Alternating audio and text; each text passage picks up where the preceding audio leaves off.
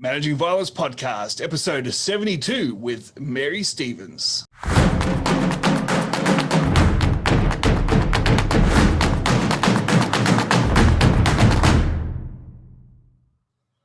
Hello, everybody. Welcome to the Managing Violence Podcast. We are back for 2021 after a short break at the end of last year. It was our longest break we've taken since season 2, so I am feeling nice and refreshed and ready to get going. And I am joined by the wonderful Mary Stevens, all the way from the UK, joining us from her home dojo, inclusive of cats. So please give a shout out to Mary's cats. Anyone who's friends with Mary on Facebook knows all about the cats. Mary began karate in 2003 at the age of 31. Her son was actually being bullied, and she enrolled him and then took a chance to begin for herself. She went on to become obsessed with the study of self-protection and importantly, separate from karate, and founded her own dojo, the Athena School of Karate. And Mary's also a project manager and advisor to FairFight, helping to upskill vulnerable young women in India. And we will talk about that at length. Mary's got a lot of other stuff going on as well. So, Mary, thanks for joining us on the podcast. I'm way too excited to be here, Joe. So exciting. Wow. I've been listening to this podcast for ages and now I'm on it. Amazing. You've made it. Mary's well known in both my community, the Managing Violence Tribe, and also Randy King's community. Mary sort of pops up everywhere. Mary famously got a shout out in the episode I did with Randy because she sent my daughter a book and not Randy's daughter a book. So yeah, more a burn than a shout out, I would have said. Sorry? More a burn than a shout out. More a burn than a shout out. She got mentioned by name. That's close enough. So, Mary, look, you and I have been friends on Facebook for a little while, and been following a bit of the work you do. You have several points of difference from our normal guests, which I really love because after 2+ years of doing this podcast, I've kind of interviewed most of the people I set out to interview, and now I'm after the really interesting stories as opposed to just the big names. Those boring people that you've interviewed in the past. Yeah, exactly right. So, but what I love about your story, a couple of things. Firstly, you didn't start martial arts as a child, which nearly everybody else in the in the entire catalog has. You started as an adult. So let's start there as a beginning point. So how do you go about, I know you wanted to start karate when you were younger. Tell us that story. Well, yeah, I kind of feel sorry for my mum in this story because it's such an important part of my identity as a martial artist. Because my mum was a very keen squash player. And that meant that every Saturday morning we would be down the sports centre waiting while my mum played her league games. So we got to know the insides of the sports centre really well. I can smell it now. And there was this really shitty poster on the wall, which said, it had a silhouetted kicking figure. Yep. Yeah. And my friend Patrick, whose mum also was playing squash at the time, looked at it and went, "Carrot." And I'm like, "No, basically you doofus, that says karate." And it was like, well, it's so cool. It was really, and I asked my mum about it and she's like, no, karate's for boys. That's not a girl's thing. And we would have been, so I guess maybe I would have been 7 or 8. So we're talking the late 70s. I was born end of 71. And so it was the big boom, right, in the UK of martial arts. And that was definitely not something that I was part of. And it's really weird because pretty much all the guys everybody in my martial arts network that is my age was part of that big boom. And on the one hand, I'm kind of jealous of, how long they've been doing it. And they were part of it when it's kind of started in the UK and so on. But on the other side of it, at least I still have most of my joints, despite BJJ. Because the way that karate was practiced back then, it was pretty much, very destructive to the body. Yeah, it's especially that older style. You would have a couple of disabilities and maybe a few teeth missing. For sure. Yeah, especially if you're still going now, like you wouldn't have made it that far. Definitely. Yeah, so I didn't get to do it then, but I'd always had that fascination for the aesthetics of it because it's really cool and powerful and so on. And I did, when I trained as a fitness instructor, it had just started to be that kind of Taibo era, and there were people like using martial arts moves in part of fitness, and I wanted to get me some of that. And I realized that basically that I was quite shit at it.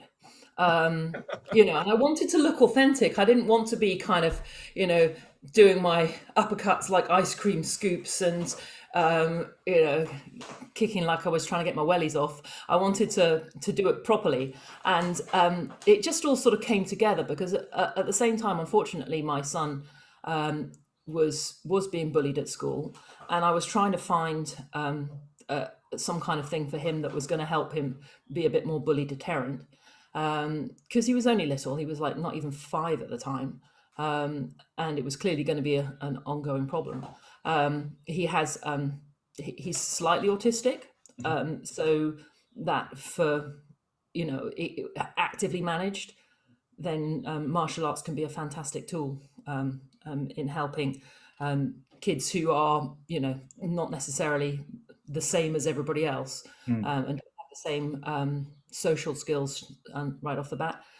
So I wanted him to do it. And at the same time, I realized they had an adult program and the kids were just that bit older that I could get them to bed and then go train, which is such a thing for women in martial arts. Yeah. Yeah, we've had lots of conversations with that, but like women that have been training, enjoying their training, and then, they decide to have a family. And even if they manage to keep up with their work, which is not a given, a whole different thing there in terms of gender equality. Martial arts training, like for most women, just absolutely goes out the window at that point. Yeah, any sort of after business hours hobbies are hard to come by, especially in those early years when everyone's so dependent upon you. Look, we found the same thing with yeah, a lot of people fade away from martial arts in their late teens, early 20s when they start getting careers and they're trying to do extra hours and they're trying to save for a house and they're trying to do all those things and they have kids. And we often say it's actually when their kids start martial arts is when you get them back. Yeah, it's sometimes they're 10 or 15 years removed, but they bring the kid along for a kids class, and all of a sudden like I could try that. I could this it's bonding. I could do that, and then all of a sudden it becomes more about the parent training than it's about the child. Yeah, for sure. Which is really interesting. And yeah, my adult program is full of parents that have been watching their kids for ages. And it's great because they get a good head start because often they've been supporting the children. So they have that advantage as a beginner that they're already a little bit familiar with the material. So that gives them a good boost to start off with. And then by the time they settle into it and it starts to get a bit tougher, they've made the habit. So, I'm a big fan of that generally, for sure. So yeah, I started then, and loved it, and began to teach not very far into that. So yeah, I had a real focus then on like kids' well-being in martial arts, and I still do. So my school has never been like the kind of super competitive or that kind of thing. It's much more about the broader picture and connecting the martial arts outside into your life. Like it's no good being a fantastic student in the dojo if you also don't, do your homework, or you constantly winding up your parents and your siblings and so on. So that's kind of the concept that we work by. Excellent. Now, you mentioned in your bio, and obviously anyone who has followed your work, you're very much a karateka at heart, but also see a difference between karate and self-protection. And I just want to sort of ask where that came from, because a lot of people, I find especially people that start a martial art and go deep at a later age, tend to be very in their lane, and they don't want to learn anything new. Once they got one down, like by that point they're already kind of 40. So it's like, well, I don't have time to learn anything else, or I don't have enough years left to learn anything else. So I'm just going to be very, very good at Shotokan or whatever it is they choose. What I know, and I kind of know the answer to this because I know who you trained with, but talk us through that discovery that karate and self-protection are not necessarily the same thing, but they can complement each other. Yeah, I'm really, really militant about this. I've had to become really militant about this because there's a kind of as you well know, because I've used your blog on this to stick in people's faces and go, look at these arguments, and then you'll see. It's a kind of a sloppiness which says, well, martial arts is self-defense. And that's just been conceptually, and I know it because I see it in the movies. Yeah, I've got these fantastic skills. And, if somebody like at that moment where it all goes wrong in the bar and I'm surrounded by all of these people, I can do many spinning kicks and I will be fine. Um, I mean, I exaggerate to make the point, but when I was working, so basically, it's always been part of my consciousness that right from the very beginning in my karate training, my instructor was a big fan of Jeff Thompson. And in fact, on my first karate session, way back, I think my instructor had just been on a course with Jeff Thompson.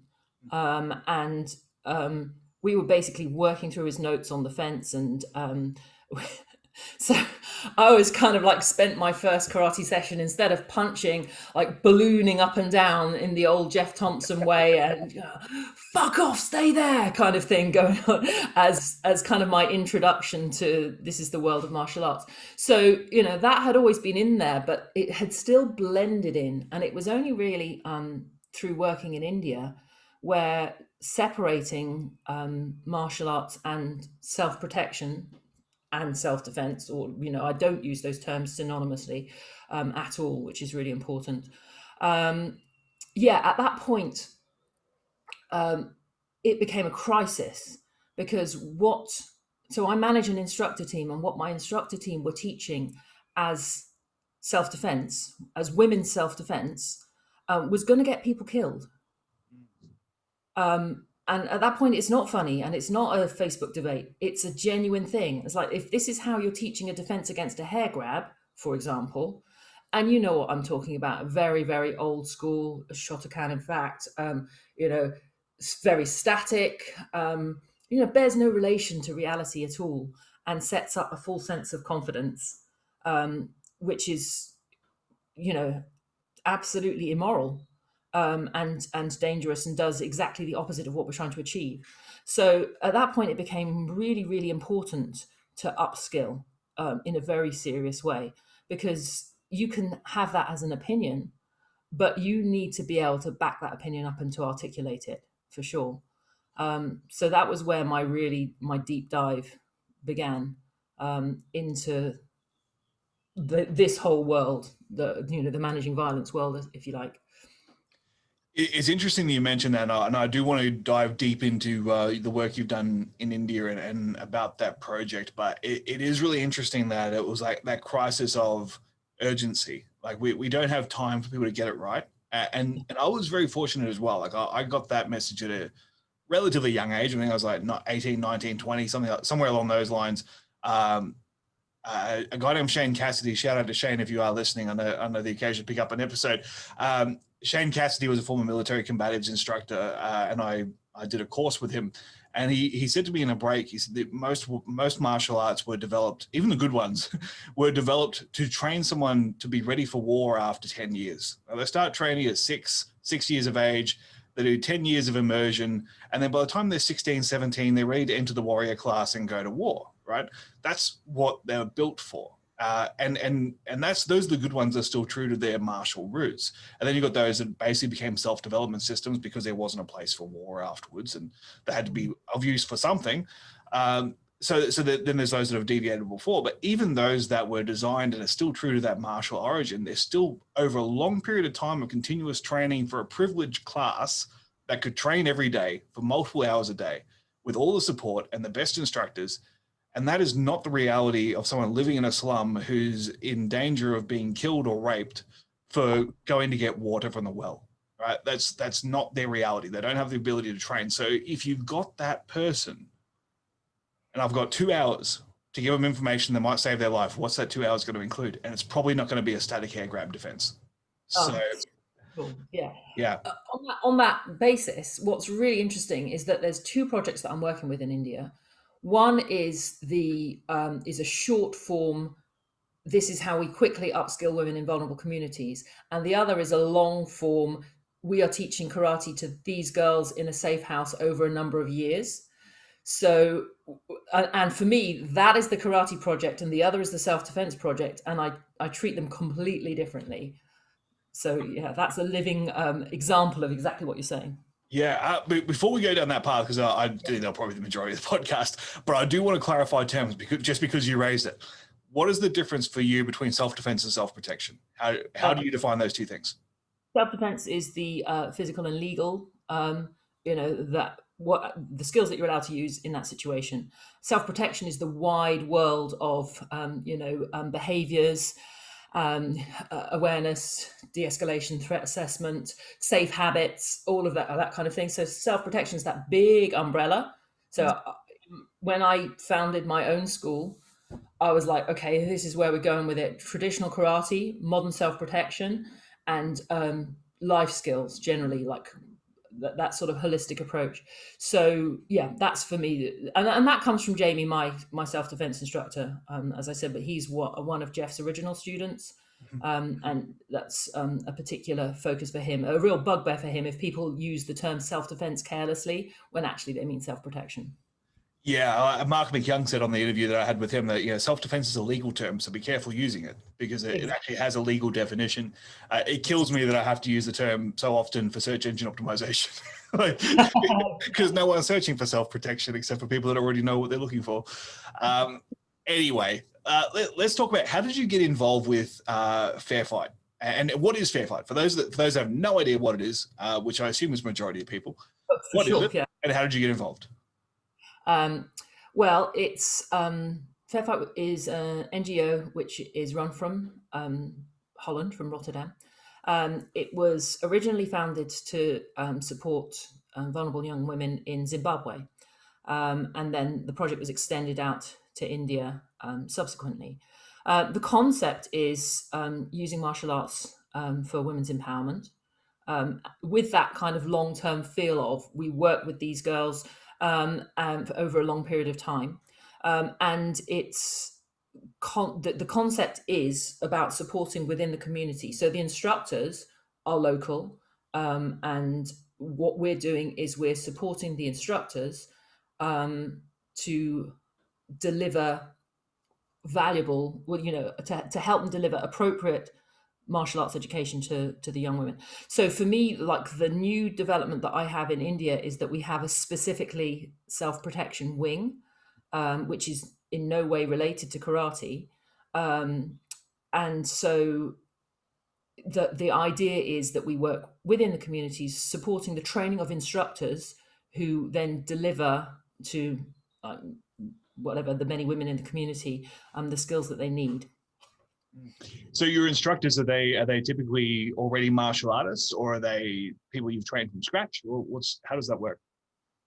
Right. So again, in the Indian project, which is my project, we work with a martial arts school, which is a traditional Shotokan school, and those instructors train the girls that we have. So there's another NGO that we partner with that looks after girls whose parents can't afford to feed them, to educate them, and so on, which I'm sure a lot of your listeners are aware is a massive problem. Perhaps for context, I should say that the place that I work in Uttar Pradesh is the most dangerous place in the whole world to be a woman. There's gang rape, acid attack. The incidents just keep coming. I stay very tuned into them because it's important to know what the instructors that I have on the ground are dealing with. A couple of recent cases, a girl was set upon just in the course of her normal, like having to take rubbish out. She was raped. They cut her tongue out so she couldn't tell. They broke her back, and she died later in hospital. And there was no active investigation from the police, even though she lived long enough to identify the attackers. They had plenty of time to get away because the whole, the issue of rape not being followed up, and the declassification of Muslim women or of women of low caste is of the whole caste system is very much an issue there as well. So the instructors that I work with, the karate instructors are young men, black belts that have come through a traditional Shotokan education. But the team of women that I work with in the self-defense project, none of them are martial artists. They are all angry young women who recognize the injustice, who really want to change India, and many of them are themselves victims of rape and acid attacks, because there's a big thing of, if she won't like pay you any attention, then you throw acid in her face so that you spoil her for everybody else, kind of thing. So a lot of them have suffered serious scarring, and it's just it's kind of difficult to get your head around, but it's there every day. For them, that's their normality. Yeah, I think it's important to bring these stories to light, because a lot of our listeners will not have that in mind as a reality of India. Like India is it's a global power. It's a country of in areas of tremendous wealth, and we kind of see it as a center of education, a center of development and science. But there are some tremendously poor areas, and a very destructive caste system, and minority groups are not welcomed in a lot of communities, and it goes really deep. And I think it's just something we don't necessarily always equate with India unless you've got your finger on the pulse. It's not like you said, I'm training girls in Colombia, where like people, oh, okay, and I've heard of Colombia. I know that's a place with crime, right? India is a little bit of a different kettle of fish, and it's important to bring those stories to light. The countries that we think of all the time, and we maybe don't or wouldn't give a lot of time of day to the needs of people from those countries, because we think they've kind of, they're doing okay. There's nothing too serious there. But when you talk about people being scarred for life, and acid attacks, and police actively not investigating attacks, those are people that need some help. And that's absolutely the everyday reality. And you're right that the problem with India being more wealthy now is that in terms of support for NGO work there, some people are like, well, India should be helping themselves at this point. I don't want to give money to that because, they have the capacity to sort this stuff out for themselves. But this is one of the reasons why the project that I'm working with is about ideas and training, more than finances. Obviously, the finances are important, but right now I'm not spending any money on it, because I'm training girls over Zoom, as best as we can. On and the internet connections into Varanasi are terrible. None of the girls speak English. I don't speak any Hindi, so you can imagine how challenging that is. It's absolutely mad, but it's really working, and that's the really insane part of it. So yeah, Varanasi is one of the poorest areas. It has a massive problem with child prostitution, a massive problem with drug trafficking, all of which tends to not draw the attention of the police whatsoever, because of all the bribery. It's got a very high rate of baby girls not making it to adulthood. Terrible rates for women's education. The number of homeless is very difficult to calculate, and yeah, it's a very, very dangerous place to be, if you're a young Indian woman. So That's yeah, and look, I do think there's some people don't want to hear about it, because they're quite happy just going up and down the dojo doing their kata, and that's fine. Like that's fine. No one's asked you to save the world, but if you are portraying yourself as a self-protection instructor who is actively trying to help people, then you need to look at whether you're helping the people that need the help, and what are you doing to help those people. And if you have a skill set that can be useful, what are you doing with that skill set? And again, look, I'm not discrediting anyone who wants to help the kids in their own neighborhood, or anyone who wants to teach a class. And I know everyone's got commercial viability, and everyone's got to do like all those things. We all have the same struggles. But I do think the people that are going above and beyond to help communities that can't reward them, that can't pay them, that really need that help, need to be celebrated. So what are you actually teaching these girls? Like what are the skills that you're developing? So what we've kind of done is we've evolved a curriculum. Okay, so we're all living in this really weird time, which is I'm still waiting for somebody to go, stop, this is, actually we were just filming a dystopia, and you can all go back to normal now. But nearly a year in, and that hasn't happened yet. So, If anything, it gets weirder. Yeah, exactly. The So, ratings are doing well. Whoever's watching this is going, this is great. I can't wait for season 2. whereas everybody in it's like, let us out. So yeah, I've spent, since however much in here trying to teach everything that we normally do physically. And so you develop different ways of teaching over Zoom. You maximize what you can have, and you kind of wind down what you can't have. So obviously there's a huge amount of soft skills work which can be delivered not in person.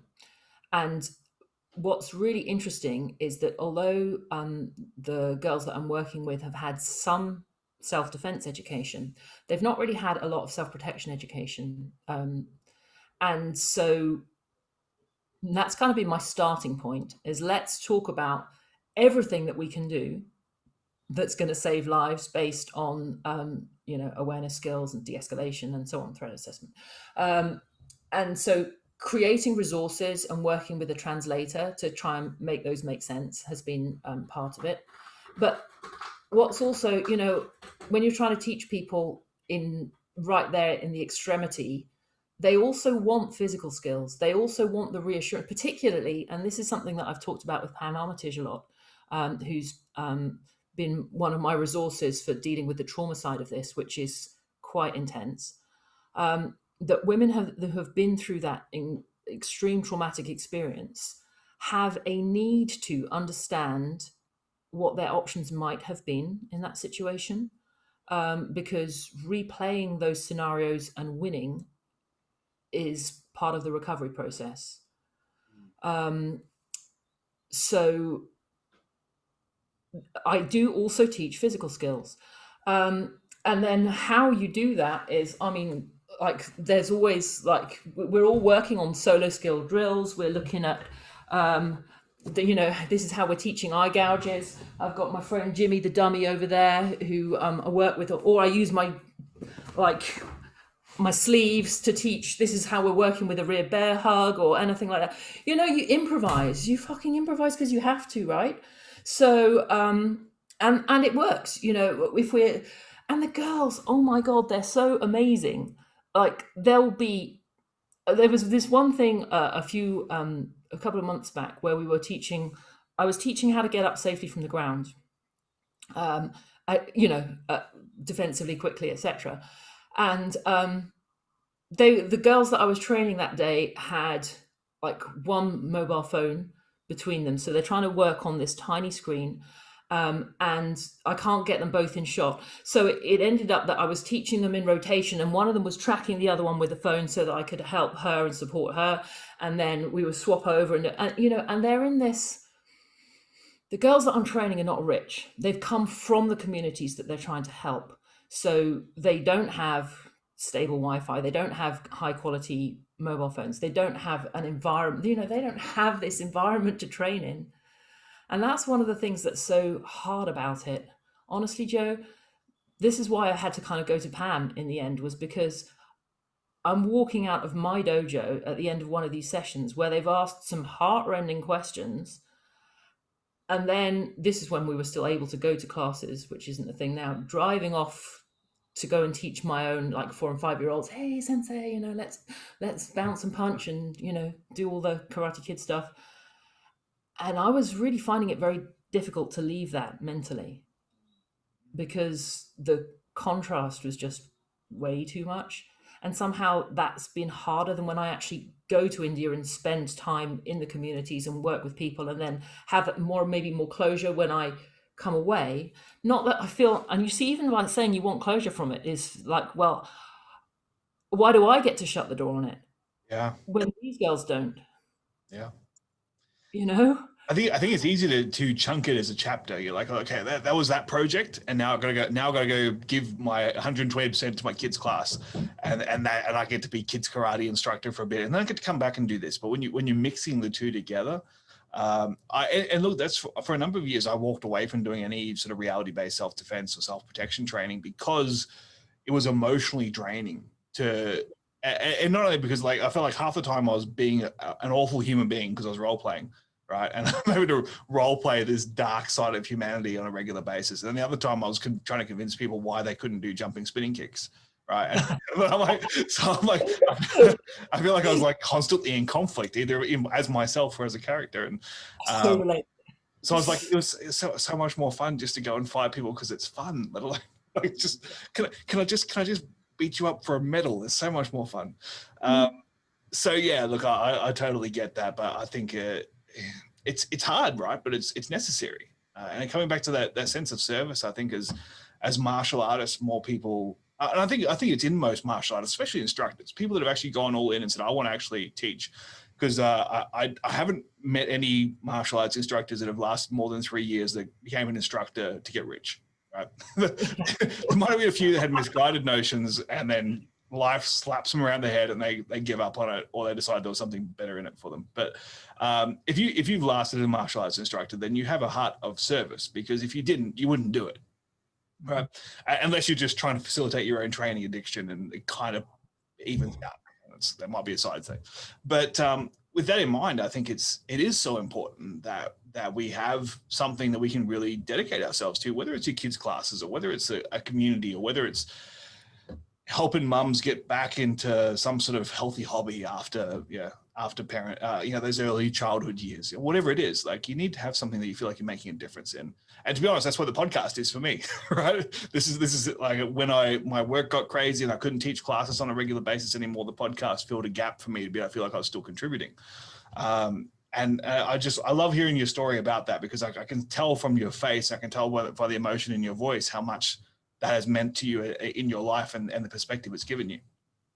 What's really cool having you say that about your podcast as well is that it's amazing because it's really worked. And one of the things that, so basically once I started off on I really have to educate myself about this. I found a really good trainer, which I'm very blessed to have Jamie. He's awesome. But then I also... Jamie Club, correct? Yeah, Jamie Club, that's right. Yeah, shout out to Jamie. Hi, Jamie. Go check out Jamie Club if you haven't heard of him before. Yeah, awesome. I mean, and great for me as well, because as mostly a kids martial arts instructor, that's what pays the bills. He's an expert in child self-protection. So we've had, so I've learned so much about that from him. And I kind of just I went to find him. That's quite an interesting, so I'll park what I was going to say, and I'll tell you, I went to find Jamie to try and learn some pad work for self-defense, because I kind of I just thought that would be a start point. Let's look at really improving the pad work that I'm doing with my own students, and maybe that will be transferable into what I'm doing with India. And it was absolutely surreal. So people that don't know about Jamie comes from a circus family, and when animals in circuses became illegal, they retired all of their animals and trained them for films. So I didn't know this. So when I went to train with Jamie, I didn't realize that I was walking. It looked like a farm, so I didn't realize I was walking into a zoo. I also didn't realize that until we were in the middle of pad work. You know, when you've got a new instructor and you're trying really hard to make a good impression, and you want to be really, really attentive and focused, and the guy's standing there holding pads, and a kangaroo jumps past behind him and then I'm just trying to be you everything in you goes, oh my God, there's a kangaroo. But then also logic says that this is his home. He probably knows there's a kangaroo in the backyard. And especially in England, this isn't a surprise. Especially in England, yeah. And then the penguins behind that. And then, it's just like the little penguins jumping into the pot. And I'm trying really hard to focus. Yeah, so... even here, it would be very unusual to see a kangaroo and a penguin at the same time. Yeah, good. I'm glad we're clear on that. And obviously his background is from a circus family, and they used to do bare knuckle boxing and all of this kind of stuff. So yeah, there's a very interesting history on the side of that. So yeah, so I found Jamie, but I also at the same time went into, because I'm a hell of a geek, how much can I learn about this and how quickly? So that's where I kind of all the reading and all the podcasts. because just kind of like there's time to go to podcast university. And your podcast was really, really important to me because it's such a hall of fame of names that I hadn't really been aware of. And it really helped me shape the direction that I wanted to go in with my own self-protection training, because it made me aware of who was out there, and who really resonated with me, and who then I was going to kind of take up and try and learn from, because there's so much out there. And that's the brilliant thing about the current situation with the internet, and that there's so many cool things that people can learn. So yeah, there was you, there was Randy King, who of course is a legend, even though he is very mean to me. And then you interviewed Pamrmitage, and that was a game changer for me. I mean, Rich, I love Rich. He's fantastic, and I've learned so much from studying with him, and he's been really, really supportive as well. But for me to find somebody like Pam that really gets the whole trauma side of things and has such a practical approach to how you manage that, I mean, that's going to keep me in this business for a much longer time. And we've got a really great connection that's helping me just kind of manage myself in it, and also then deliver managing for the girls on the ground who are having this like extreme experience all the time, to how to help keep them grounded and sustain them in that field, because the danger of burnout is very high. Yeah, yeah. Actually, I need to segue there just for the sake of Pam, because the second person this week that has said something about her, and I know she'll probably listen to this episode because you're on it. I have had a lot of, obviously, 2 years, basically interviewed everyone that I kind of wanted to interview, most of the big names, most of the celebrated authors, UFC fighters, the works, right? I have got a lot of fan feedback saying, thanks for interviewing this person, thanks for interviewing that person, great show, yada, yada. The most emotional and sincere thank yous I've received have come from people that have said, thank you for introducing me to Pamrmitage.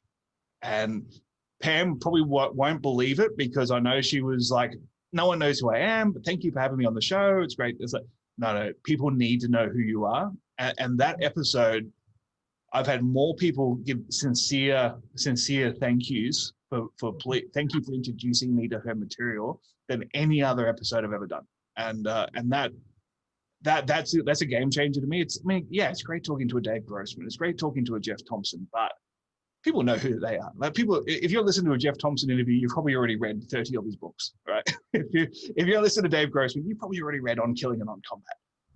But yeah, Pam was a game changer for a lot of people. So shout out to Pam. You're doing amazing work, and you are changing the world, even if it is just one podcast listener at a time. For sure. And just to add on to that, if anybody hasn't done Pam's, like she does a 2-hour webinar on making your self-defense training better for trauma informed practice. If anybody hasn't done that, then they need to hunt it out and do it, because it's a really easy to access. You can do it online, and it will change how you deliver your stuff, just in a simple, because people are a bit afraid of that, and they're like, oh no, now I'm going to have to be all touchy-feely, and oh God, I don't even want anybody like guys that don't talk about trauma around me. Don't talk about trauma. Let's just work on, I'm just going to grab you around the throat and I'll show you how to deal with that. But yeah, people should do that for sure.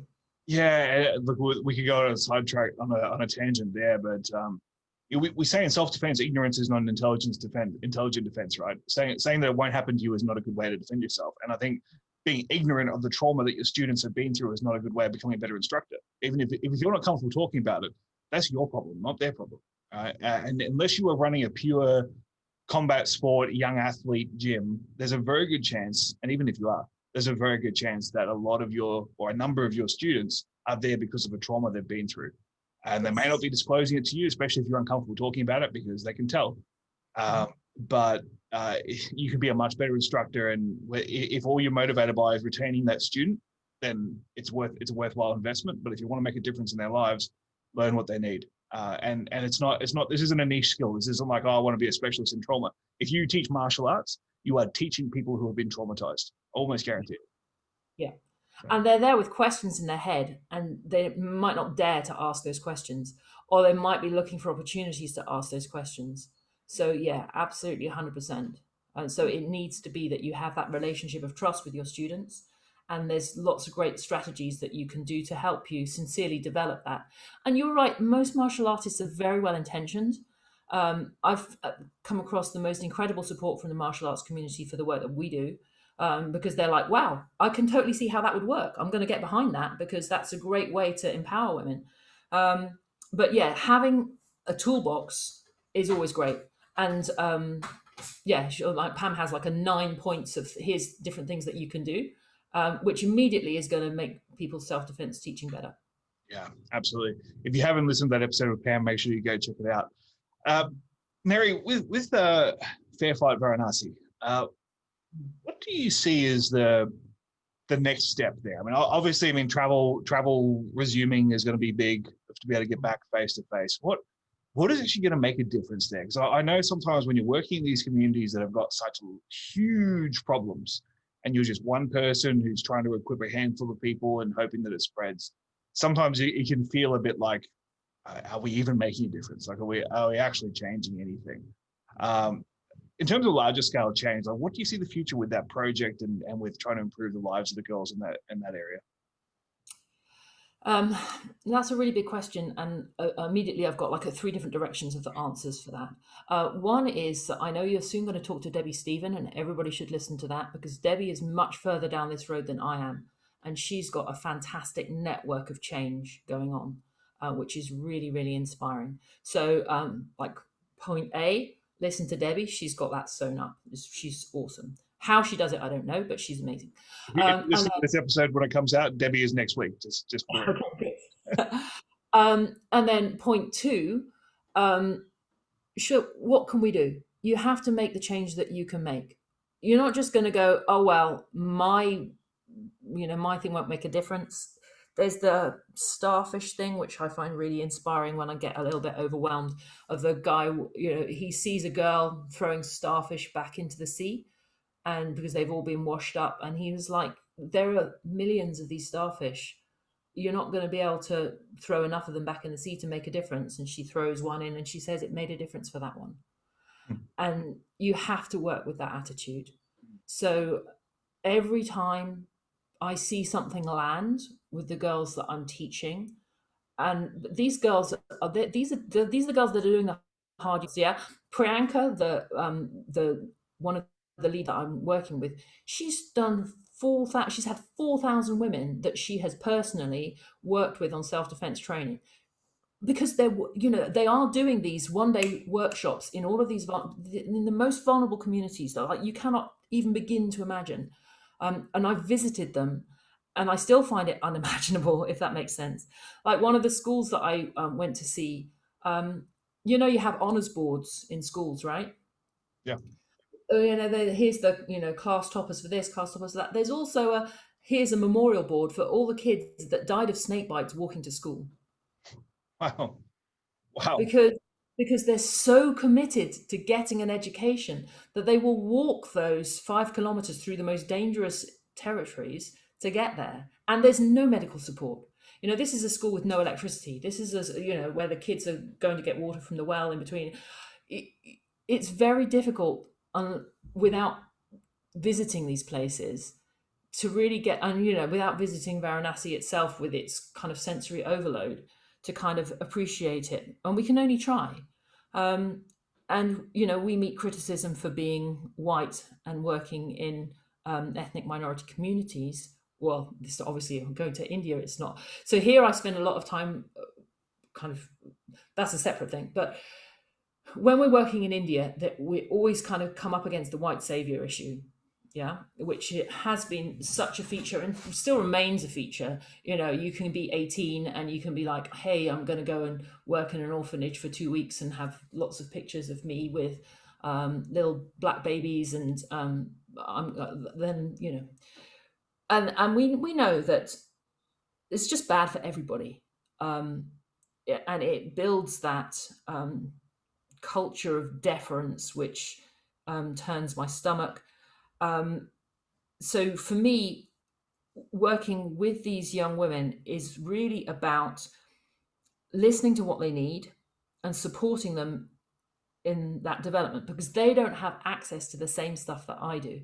They haven't had the ability to go, to go every week and train with Jamie on pads. They don't have the English to access the resources. Like, one of the first things I was doing was translating Gavin De Becker's pre-incident indicators into Hindi. And honestly, for these girls that are being preyed on all the time, we talk a lot, we talk about what percentage of violence is people that as opposed to street violence. In India, the ratio is really skewed. Mm. Because although there's a huge amount of domestic violence, there's also an even bigger proportion of street violence. So that kind of social violence, predatory violence, all of this kind of stuff, it doesn't look quite the same in that context. All right. So when you're looking at pre-incident indicators, for women that have not had access to that kind of material before, but who have lived it in every kind of way, for them to see, you could just see the light bulbs. You could just see it, and just understanding and interpreting what's going on for them is a massive, massive step forward. So for me, it's about really trying to bring what I can in, because I'm not an expert. All I'm trying to do is provide expert information to people who need it, who are really at the in the front line. Absolutely in the front line. These women are warriors for sure.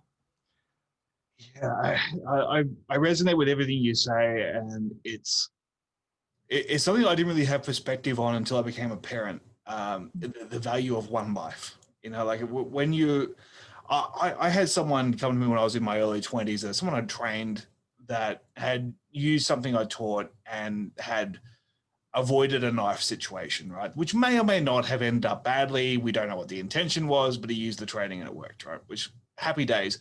I took that as like, oh, that's nice. But if you taught something that saved one person's life, but your mission is to save thousands, right? It doesn't necessarily resonate with you. But when I looked at that as a parent and gone, would I have wanted that person to learn their whole career so they could teach my child that one thing that saved their life? You betcha. Like, that one life is everything when you are someone who cares about that one person who was saved, right? Mm. And I think that's the value in this. It's not about how many we reach. It's about every single life that is impacted positively as a result of what we do. And again, it's the reason this podcast continues. I don't know who's going to listen. I don't know who might get some value out of this. And I don't know who might listen to Mary Stevens and go, oh my God, I need to dedicate my life to doing something for these people. And we just don't know. There could be someone listening right now with 100 mil in the bank going, I need to fund this operation. Like, you don't know. Yeah. So, yeah. I'll give you Mary's PayPal details if you are out there. Maybe it'd be better if you just kind of put that into FairFight's PayPal details. No, just give it straight. Just randomly arrives without any kind of message. I'll probably end up with more cats, and that wouldn't be good for anybody. Your Zoom setup would get dramatically better. We would notice. We would notice if you suddenly up set up. For sure. Cool, Mary. As we're coming towards the end, I do want to touch on something we haven't mentioned. You're also a children's author, and you write martial arts books. So tell us a little bit about that. Yeah. Well, I could kind of like reach out here in my books. That's something I kind of fell into by accident. I mean, who doesn't want to write children's books? Seriously. But as a former English teacher, I love to write, and an opportunity came my way to audition for Oxford University Press. Were recruiting, and they had this idea of writing a story about samurai monkeys. And with my interest in teaching children accessible martial arts skills that are relevant to them in their everyday life, stories are a great way to communicate that. So I kind of went a little bit overboard with it. They required two chapters and some character sketches. And so one of the first things I did was I ditched the fact that both the key characters were supposed to be male, because that's a huge opportunity being missed there. Yeah. You know, you're a father of many daughters, and I'm sure you want your daughters to have some, sorry about the cats, some feisty role models. Yeah. Absolutely. Yeah. It's nice to have some literature for 7 or 8-year-olds that doesn't depend on them being fairies or princesses. So, and I know that's not all that's there for girls of that age, but there's definitely room for some strong role models for women at that early stage. And the advantage of writing for 7 and 8-year-olds is you can use all the martial arts tropes that they'll come across later on in their life. But when they see that in, various martial arts movies or whatever later on, they'll be like, "Oh, that's just like I read in Warrior Monkeys when I was 7." Yeah, they copied Warrior Monkeys. Exactly. Yeah. Definitely. So, like, quite how many martial arts cliches that can work in. It's been a joy. So yeah, I have written 3 Warrior Monkeys books. Highly recommend them for ages 7 to 9. Available internationally on Amazon. Very nice, very nice. And your pen name, because it's not Mary, is it? Oh yeah, MC Stevens. MC Stevens, Warrior Monkeys. Mary was very kind to send one to my daughter Alice, and she absolutely loved it. So I highly recommend that for any kids, whether they're into martial arts or not. Alice just liked it because it was a cool story, and she likes monkeys. So yeah, that's all you need sometimes. If you just love monkeys, that's all you need sometimes. Awesome, Mary. Look, I feel like there's another couple of episodes in this conversation, but let's leave it there for now. I know you're going to hang around and do the bonus questions with us in a minute. But for those who would like to find out more about you or more about FairFight, do you have some links that we can send people to? Yeah, sure. So FairFight's main website is fairfight.nl, because Netherlands. Obviously anybody in FairFight can put you in touch with me, but my email is mary@athenakarate.com. So if people want to email me or look me up on Facebook, I hang out on Facebook quite a lot, posting cat pictures. Lots of cats and home dojos. I'm actually not convinced that Mary has a house. I actually think she might live in the room that you're seeing right now if you're on YouTube. Because I've never seen anything else other than I think the cats have a house and Mary lives in the dojo. I think that's how it works. Yeah. All right, Mary. Thank you very much for joining us on the Managing Violence podcast. It's been awesome, and I hope some people out there have heard about you for the first time and decided to follow a little bit more closely what you're doing. So, thank you very much.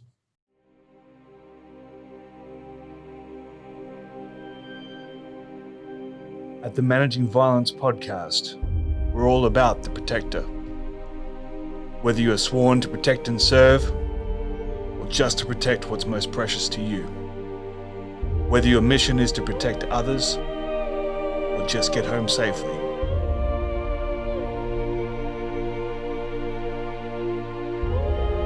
If you are the one that stands between the wolves and the sheep, we are with you. We are for you.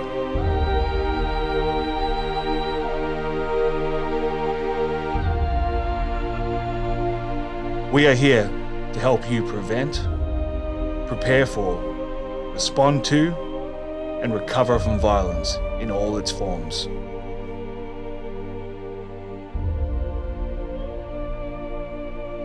Managing Violence podcast.